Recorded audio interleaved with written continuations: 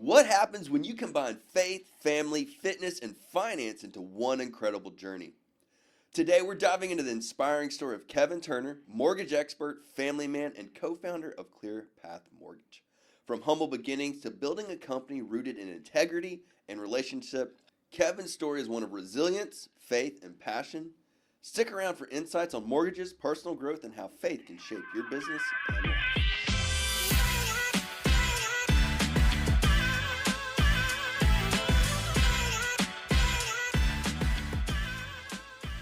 So we got this crazy idea. It's not really that crazy, but it's an idea to start a podcast called Real M&F. Yep. And if you found this, you probably are like, well, this, what does this mean? That's right. So unpack a little bit of that, Kevin. Yeah, man. So you're in real estate. Yep. There's the real. You also work for Real Brokerage. That's right. The M and the F is mortgages, because I'm in the mortgage industry. And the F is really just the fruit of life, right? Right. So whether that's fun, family, finances, faith, friends, whatever it is, right? There's so many of those areas that fall under, even just using that first letter. I thought to myself, I literally was in the shower and I was like, it would be really, really fun to start sharing more of who I am with somebody that I love. But also, what I love about it is that you and I are just trying to live this life as real as we can. So that's where the real word really, hit home for me. But on top of that, I was thinking to myself, you know what? You and I's stories, in a lot of ways, are almost polar opposites. 100%. So for two guys to come together that are both working together in similar industries, but then also have almost directly polar lives up until probably about now. And even now with our kids' ages and the amount of years we've both been married, et cetera, we're still at, pretty opposite ends to a degree. But I was thinking, you know what? This could actually be something that could encourage, Right. could be educational, Yeah. maybe entertaining like Yeah. like we did a second ago. But, I just felt like there was, hey, let's just go for it. Let's see what happens. Yeah. So on today's episode, we're going to dive into your story. Yeah. And, where you came from, where you're at today, what got you here, and all the things. So, Kevin has been an inspiration for me. He's been a person of faith. He's been a person of partnership and business. He's one of those guys that will just walk beside you. I came across him through a dear friend of ours, Stephen Costardi. Shout out to the dude. That's right. And Stephen was moving, and I was helping Stephen buy and sell. And he was like, "Hey, I've already got a mortgage guy." And if you're in real estate, when you hear that, sometimes like internally we just kind of roll our eyes. But what I was met with was just a seamless process, smooth, on time, no hiccups, and I was super impressed. But obviously we had the people that we lean into. Yeah. So I was already utilizing some other mortgage folks, but a couple years later, Yeah. I was in the video world. I jumped into video marketing, and I came across a video that you had done, and I was like, a mortgage guy that does video. I was like, okay, I gotta reach out to Kevin. It was just the Lord like brought that video to my phone and like showed it to me, Yeah. and I reached out to you almost immediately. I was like, hey, I just saw your video. We should get together. Yep. And I'm pretty intentional about when I get together with people, and I don't just like to get coffee or get lunch. I was like, well, what's something fun you like to do? Yeah. And you knew I liked to one wheel, and I was Yeah. like, well, are you into board sports and all that kind of stuff? And he was like, oh yeah, I can do stuff like that. And I was like, all right, well, let's go one wheeling. Never done it before. And he just straight ripped it. I mean, we rode like 12 miles. 12 miles. The first time we went out, Yep. and we connected, on a spiritual level. And and I saw the vision of, hey, this is a guy that you can go far with. Yeah. This is a guy that you can go the distance with, and this is a guy that's going to walk beside you, and not just a business aspect, but Yeah. a spiritual aspect. Yeah. So Well, I think that was what really, in that moment, you and I just understood, like, there was a calmness to the fact that, like, we resonated on more than just mortgages and real estate, right, and that's ultimately, like, I think what's led us here. yeah, You know? absolutely. So with that being said, Kevin is a dear friend. He's a business partner. but a few line items that I'll start off with. He's the co-founder of ClearPath Mortgage. Yeah. He's a leader in the mortgage industry with nearly a decade of experience. He's a devoted husband and father of 3, Hmm. and I look up to you, and I'm super Thanks, man. excited to hear your story and where you came from. From just what I know, it started out on smooth waters, Yeah. and later in life, Yeah. it got kind of choppy. Yeah, man. I feel like almost like, at least what you hear in most people's stories, Sure. is that there's a lot of stuff that's rough on the front end, Mm-hmm. and then you kind of start figuring out life, and it never really gets smooth, but it gets smoother, so to speak. Right. And so that's kind of my story is the opposite. It was smooth for a really long time, so Yeah. I can jump in wherever. Yeah. So let's. I'm just gonna go down the line of questions I Yeah, got for us. So yeah, tell us a little bit about your background. How did you get started in the mortgage industry? yeah. So I mean, this kind of like how about this?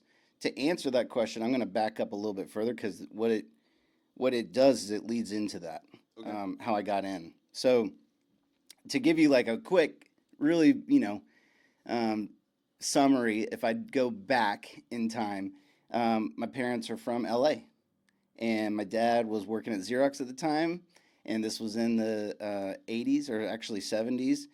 And then he walked in one day because my mom and him were like, "We're not raising our family in Los Angeles. We're out." So he walked into Xerox and said, "I'm quitting." And they were like, "You can't quit." And he was like, "Why? What do you mean? I just told you I wanted to quit. I'm resigning." And they said, "Well, no, we'll find you a place." And anyways, back and forth they went, and they had an opening in Atlanta. And so Xerox paid for my family, meaning at that time I've only got one sister, but paid for my mom and dad and sister, who at the time I think she was only 2 years old, and they moved across the country to Atlanta. So they went from LA, West Coast to East Coast, landed in Atlanta, knew nobody. Mm. And when they got here, this is in 1982, I was born 2 weeks later. So that's where it starts. Fast forward.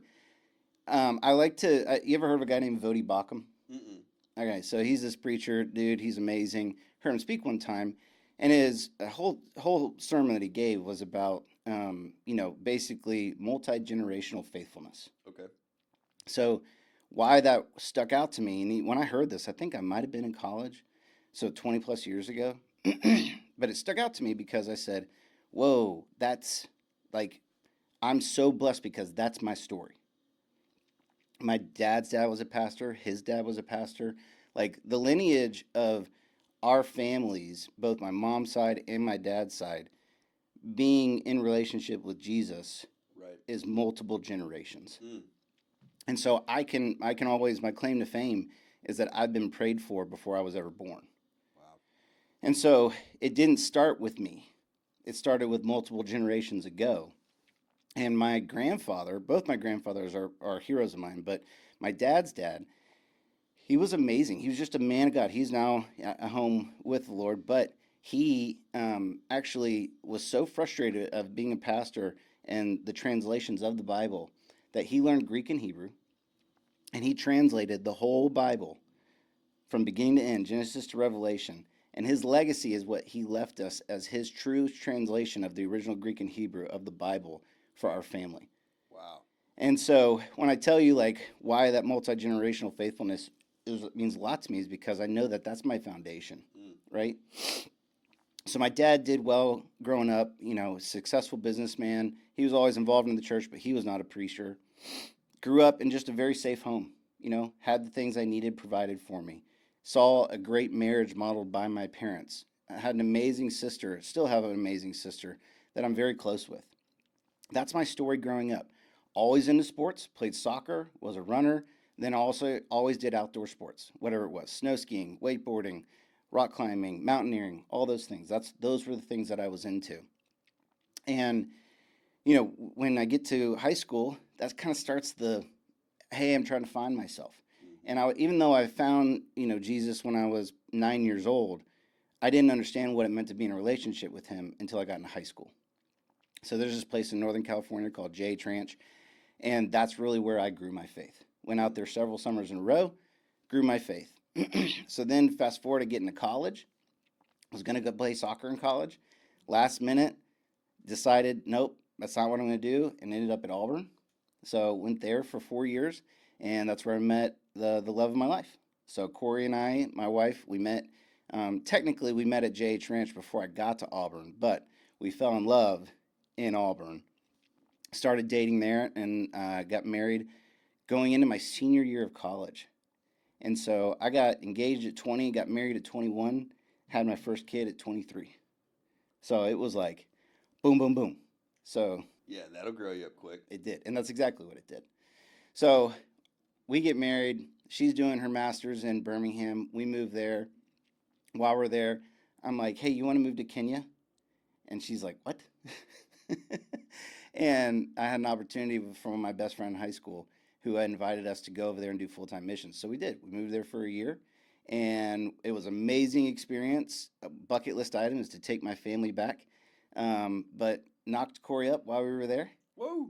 and that's what decided to keep us because we were going to stay longer. But Caleb, my firstborn, he was actually conceived while we were there. So we decided to come home, got a job with UPS.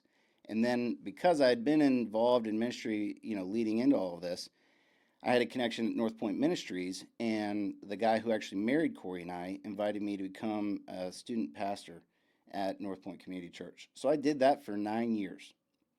And then to answer your question, how to get into mortgages, unfortunately, this is where part of the hurt starts, right? So like from, being born into age 33, which, please don't take this as me comparing myself to Jesus, but I just always found it so ironic that at 33, when Christ got, when he died, at 33, that's when all my hurt started to happen. Mm. And anyways, so I got let go from the church. And before anybody starts freaking out, like, what did you do? To this day, I don't really still know, other than the fact that I just was no longer the guy, which is fine. At the time, it felt like I was broken. What's wrong with me? But really, ultimately, what I understood was that was the Lord just moving me on. And I'm so glad he did. Right. I wouldn't be sitting here now if that weren't the case. So, anyways, one of the students in the ministry, her dad owned a mortgage company, and he just pursued me. And he said, dude, I think you'd be great at this. And I was like, mortgages? I've bought 2 houses. They were horrible experiences. I'm like, I don't want to go do that. I don't want to be that guy. Yeah. And anyways, he's like, trust me, I'll teach you the ropes, which he did, and I'm always be grateful for that. But he and this other lady at the company I was at, they both taught me the ropes of mortgages. And so anyways, that's the beginning of my mortgage journey. So that was 2016 that started. And, from there, it's just been a roller coaster of, business and learning how to run a company and the hurts that come with that, both as a company owner, but then also just as getting into relationships with people in the business world, which I'm sure so many people can relate to. There's always lots of hurt that comes through that. But yeah, that's the quick of it. So tell us a little bit about your background into like how did you start ClearPath Mortgage? Like, Yeah. okay, you brought us up to speed, up to like getting into the business, and kind of give us the overview of like, hey, starting out in the mortgage industry to where you are today. Yeah. So, like I said, when I got into the mortgage industry, it was for another lender, guy who owned his own company, pretty big company actually, and just learned all the ropes.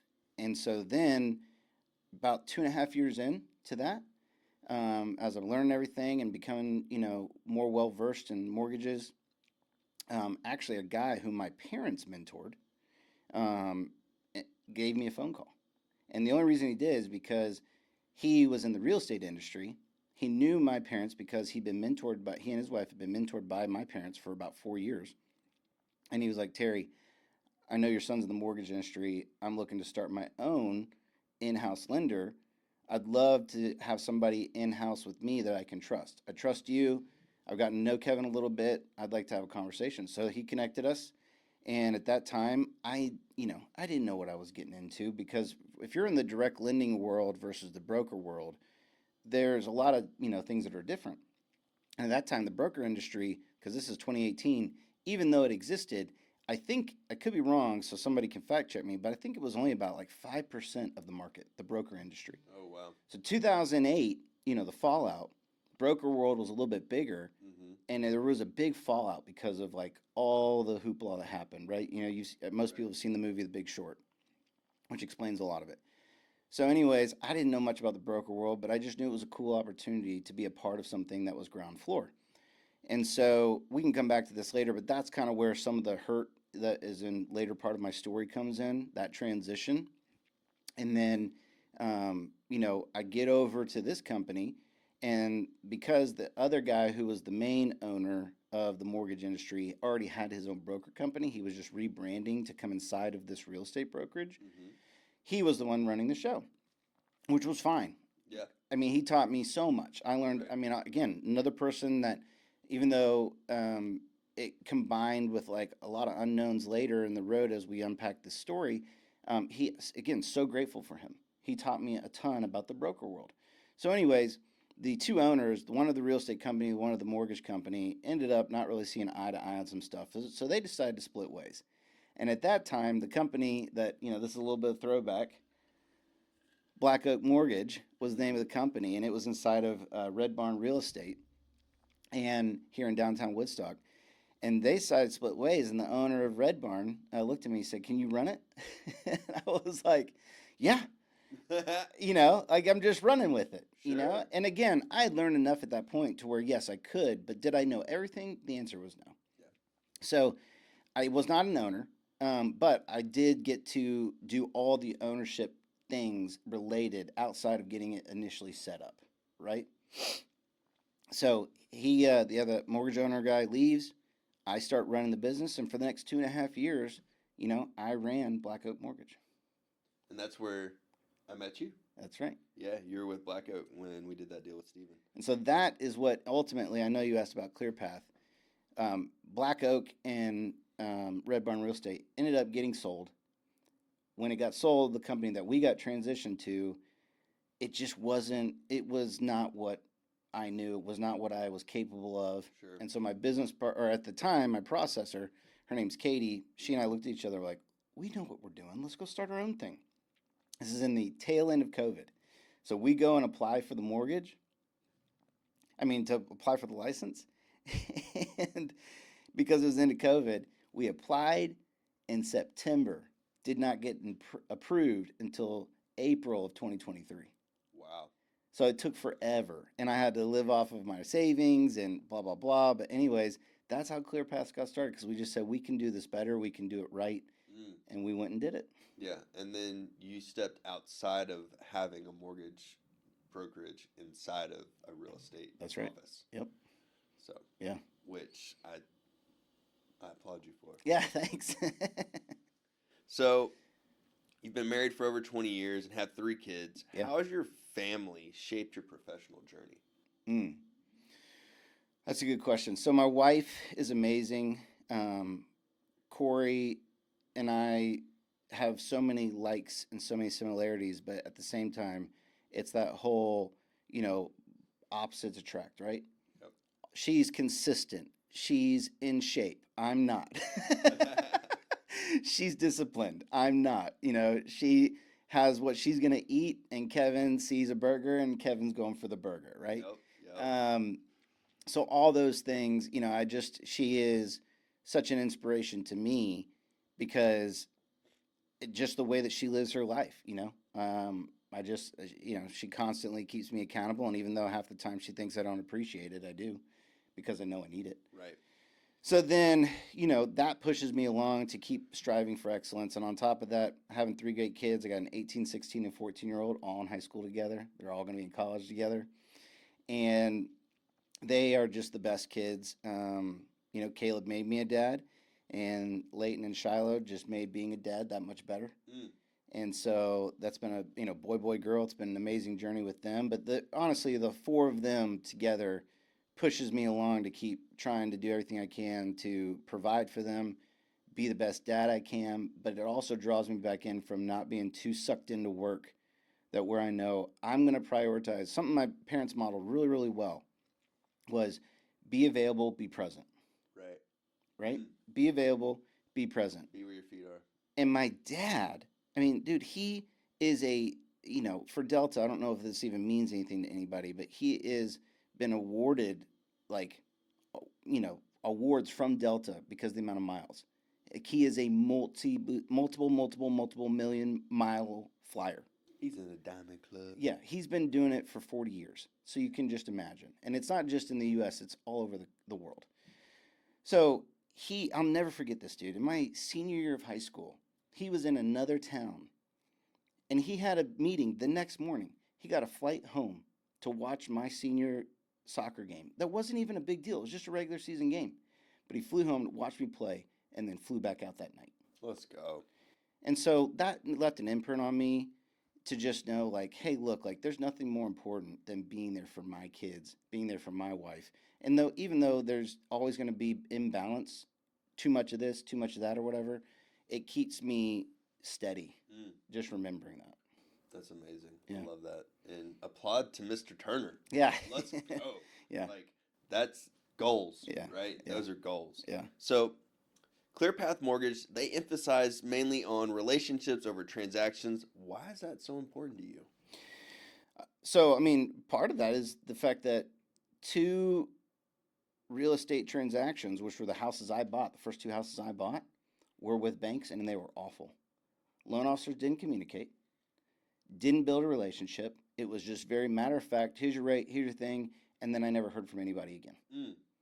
And it's like, what's going on? Get to the closing table, both times, numbers are wrong. Not only that, on top of that, on the second house, he purposely didn't include city property taxes.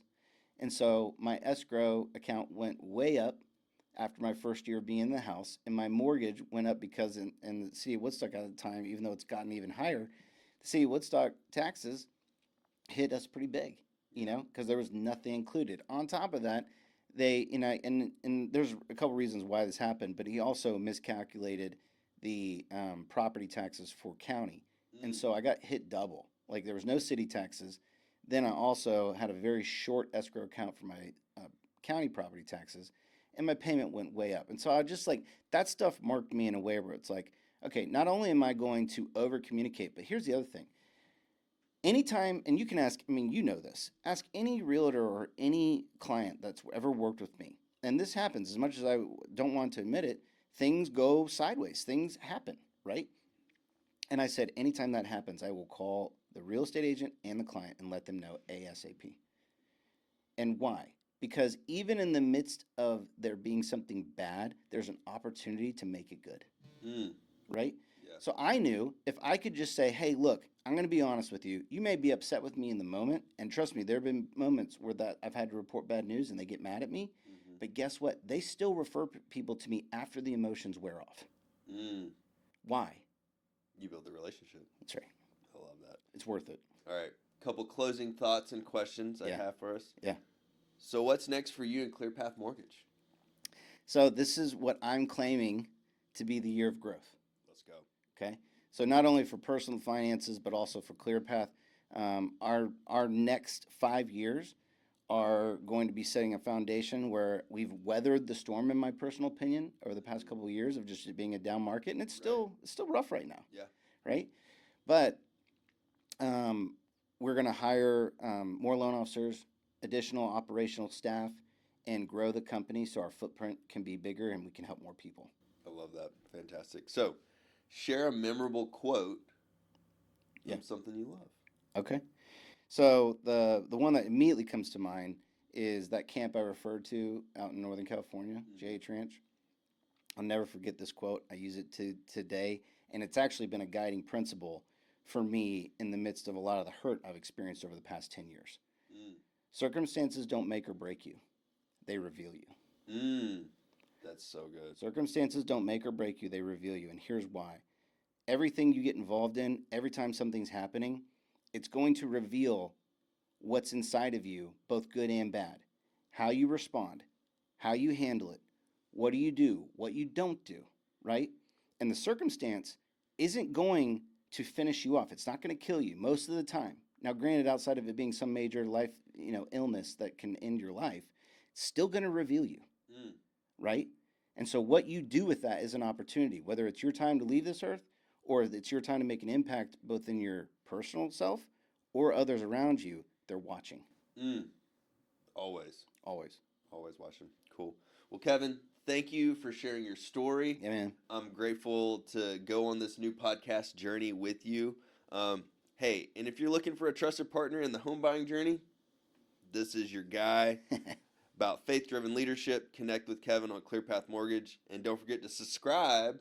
That's right. To Real M&F podcast. That's right. Real estate, mortgages, and fruit of life. Episode 1 in the books, baby. That's right.